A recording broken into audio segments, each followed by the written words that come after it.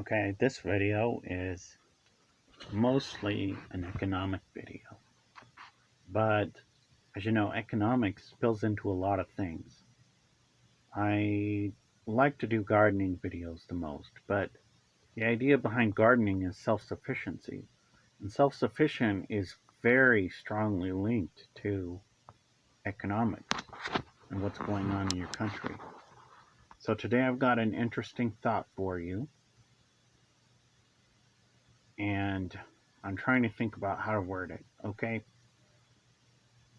In history, there were several events that caused where there was forced migrations caused on large numbers of people. And these are important to state and reference both from a historical perspective and from a scriptural perspective of spiritual things, and they also tie into economic things. This is mostly, I'm mostly going to try and word this from an economic point of view, but if you understand the scriptures and history, it will help to understand this better. Okay, so first off, if you'd looked at some of my videos on how the English language originated and was shaped, there was several events that caused mass migration of the early Old English language people, and those things are poised to have a second event happen again. And this is very interesting. This is purely historical also. It's easy to understand if you study history. So first off, near the end of the Roman Empire, they report that there were invasions that occurred. Okay? Germanic war bands had always been a problem on the front of the Roman Empire's borders. But when at a certain point the Roman Empire became so corrupt and so fumbling on itself that it caused both a power vacuum and for economic turbulence of a high level. And all of that kind of created the perfect storm together in Europe, also with weather problems and darkness and famine events. Okay, the famine events were influenced by poor sun. There were poor sun cycles. If you have studied, there's a scientist by the name of Zarkova, who's a that has done work on sun cycles, and I'll do a different video on that. But the basic idea is that there are sun cycles where the sun is both stronger and weaker during certain points.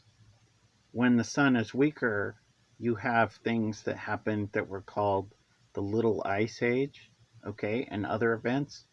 Not necessarily all exactly like that, but those created famine periods in world history.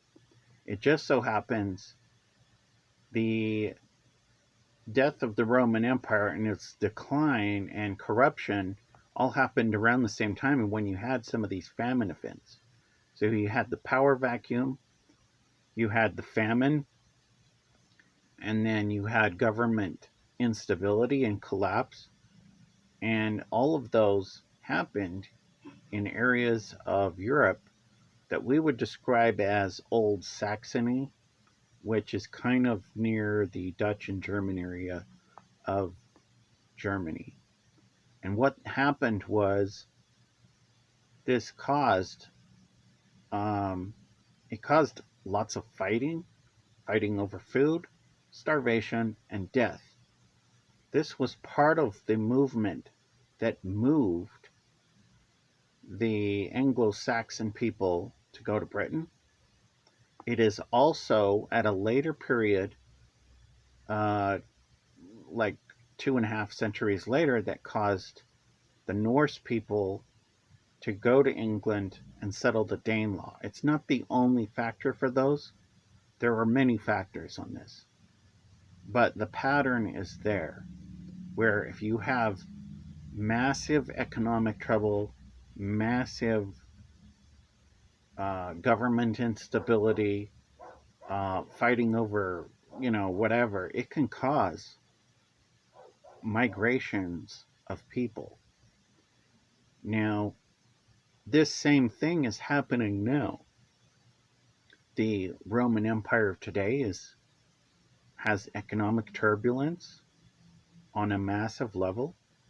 You've also got famine problems. Okay, the COVID shutdowns caused part of those, where businesses were disturbed enough that it caused people to be forced to consider new ways of living. And in a lot of those cases, people are becoming increasingly more along the thought lines of, if we don't do this, we're doomed. We have to do something because there's no alternative. Now, part of this so-called famine climate today, it doesn't necessarily have to be a food famine. It can be a business famine. It can be financial famine. Okay, but it's in the end, it's the same thing. Like transportation instability can create famine, even when you don't have a loss of crops or food, because if you can't move them, it's the same thing as a famine. Okay. Now, what happened during the shutdowns? Okay, the recent shutdowns a few years ago, motivated by certain things, that caused massive small business failures. And part of those failures, they were artificial failures caused by, basically by people being unwilling to share. Okay, the big fish ate the little fish. Okay, but what you need to understand is that not everyone in the ocean can be a shark. Okay, it doesn't work like that. The ecosystem of oceans requires, for an ecosystem to be healthy, has to have life on many levels, and it needs small fish. The smaller fish are in many ways more important than the bigger fish because, with the exception of whales, smaller fish eat resources that are more easily grown and cultivated, like plankton and plants, whereas bigger fish, like sharks, want to eat meat. Okay, you can't have a healthy ocean if there's only meat eaters. Okay, and I want to liken this to how the economy works. Okay, you cannot have a healthy economy with only mega corporations and big corporations. You need most of the economy to be small business. It does not work. You will suffer breakdowns. Okay, and a lot of it has to do with gas mileage of resources. A big corporation cannot be efficient. It cannot be totally efficient. It can have some types of efficiency, but in many ways it's deficient in some areas of life. And this is very much how, like in the ocean, there's little fish that grow and can produce on and make lots of food off of very little plankton and plant matter. See?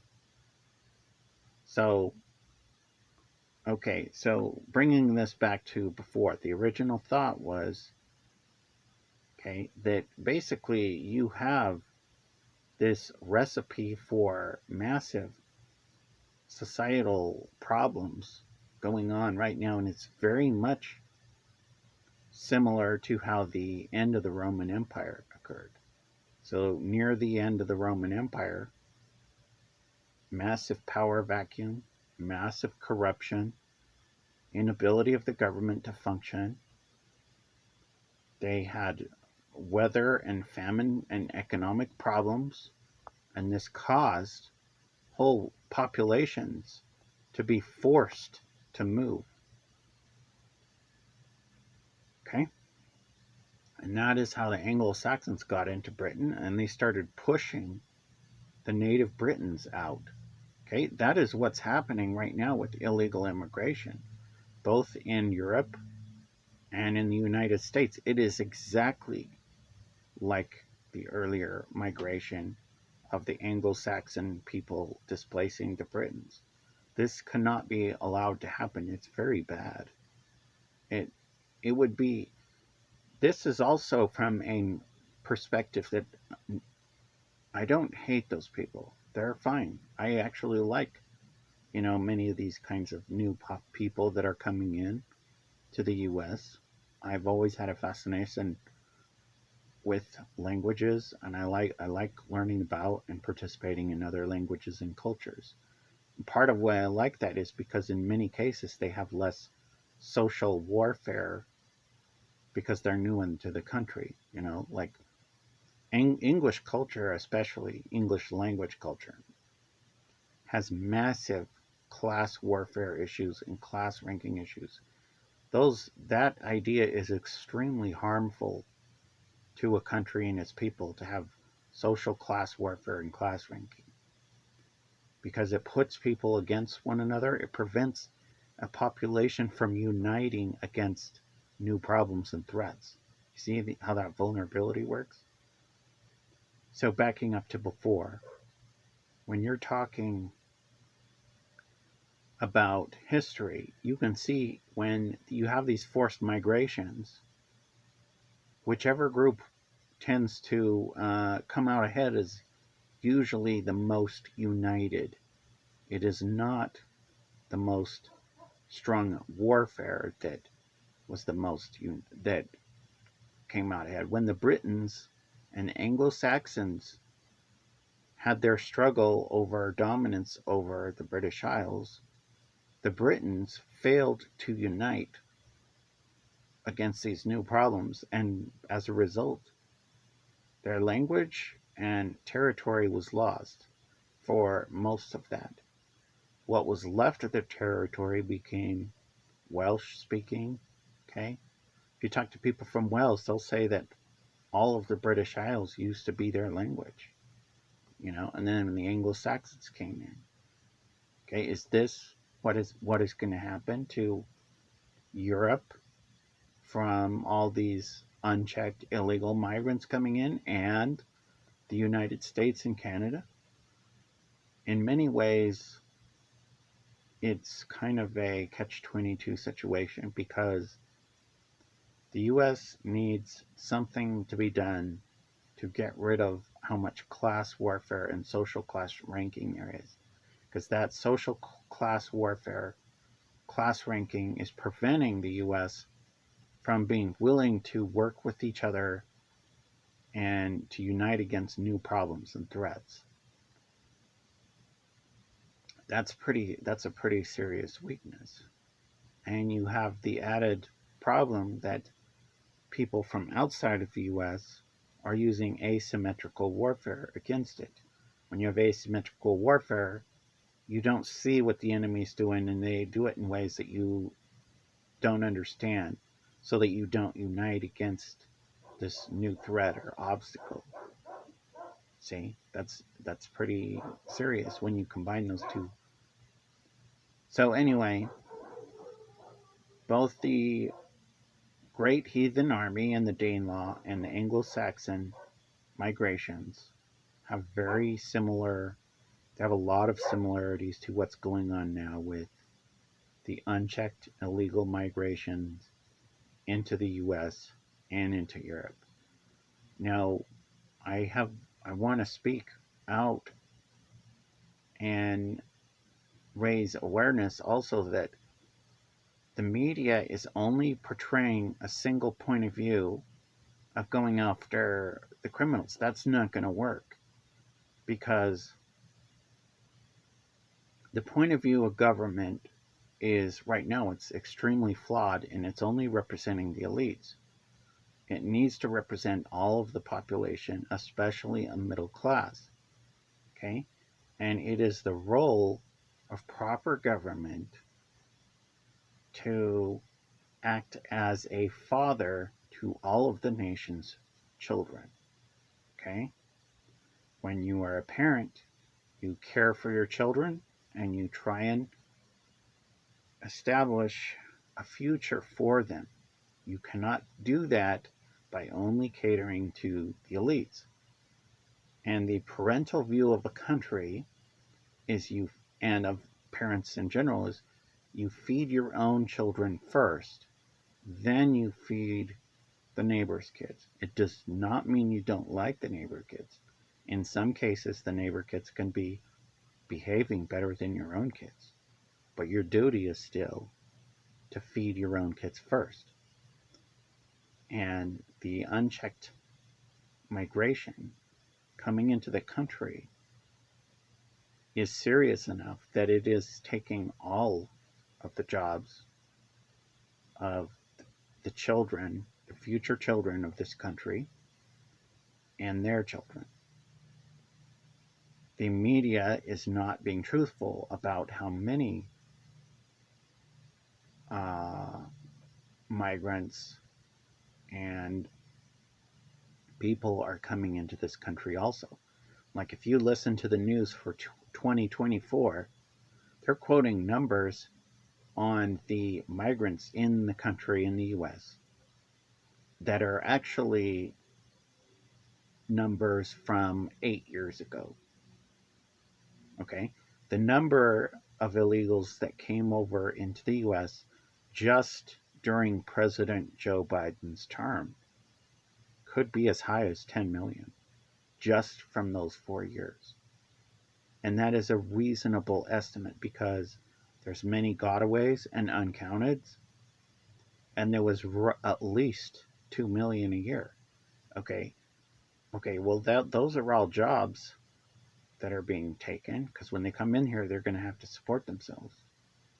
And what's happening is the business leaders are entirely bypassing the population and only employing these new people that came from elsewhere.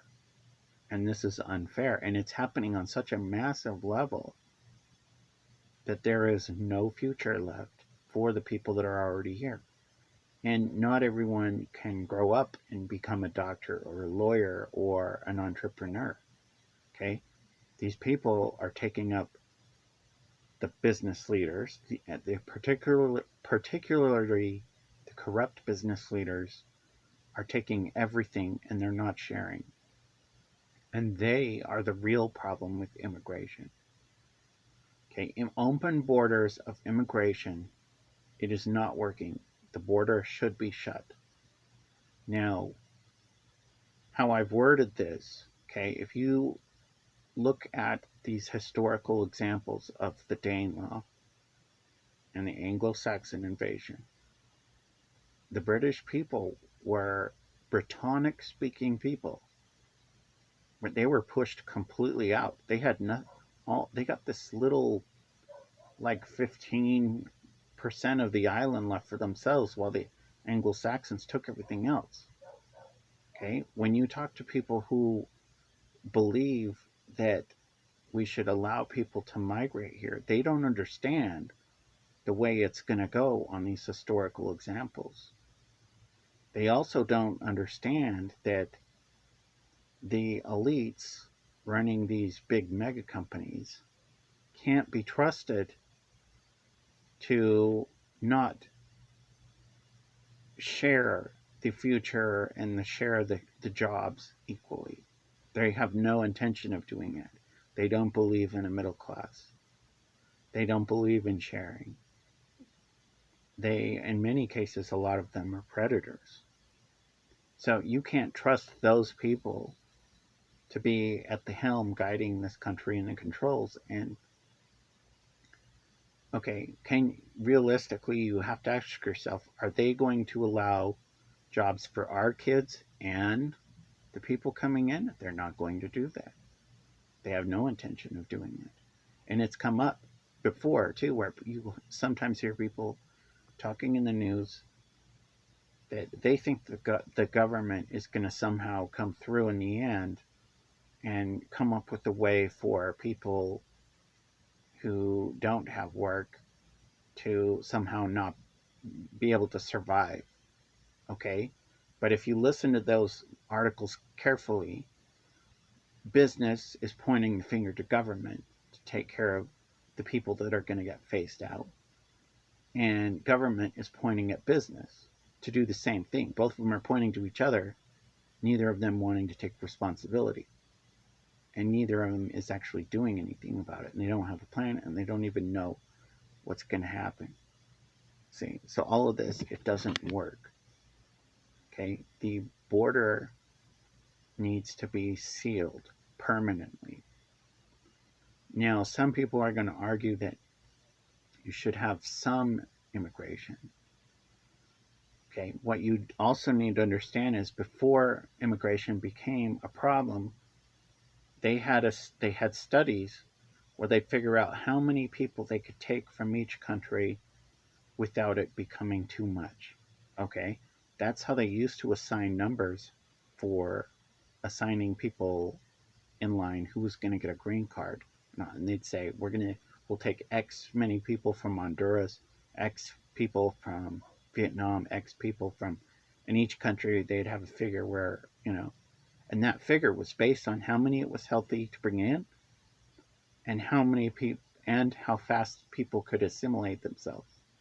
Okay, people aren't paying attention to that anymore. Those figures were there for a reason. So I mean, it's basically a broken system. Okay, you can only allow uh, migration and people to come in if you're going to be fair about not letting the people who already live here have their future stolen and taken away. Okay, it doesn't work to not think about it this way. And this is also why you need to cultivate in government officials and people that run for office the idea that their job is to be a father to the nation. And this is why the founding fathers are called founding fathers instead of founding officials. Okay? Because the point of view is they're supposed to look out for everyone. They're not supposed to look out for only their pocketbook and how much gold they can steal and fleece from the people. Okay? So the same thing is going to happen, and it's happening already. It's just kind of in progress.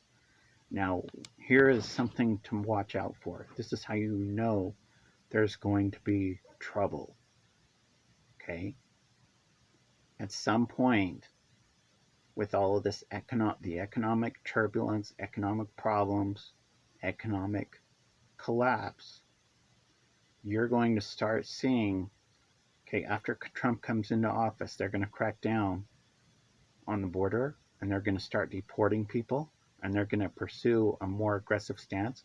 And what's going to happen is that they're going to see the numbers go up instead of down. And it's because all this economic damage is coming to a head in Europe and in other places of the world. And it's becoming so big that we're going to see middle class refugees from Europe, who knows, places like Denmark, Scandinavia, Germany, or other places coming in to the US border because their own countries are so economically destabilized that there's no future there. When you start to see refugees, migrants, whatever you want to call it, from other places that are middle class from those places, that's when you have a problem. It will be especially a problem when you start seeing them from places that shouldn't even want to come here. Okay? That's what you're going to watch for. And that's kind of was what I was trying to get to, but I had to kind of explain all these other things. Anyway, you can find these other historical models of immigration, of mass migrations of large groups of people, When the mass of the numbers coming in gets too big, you are no longer acclimating to society. You are instead changing it to something else.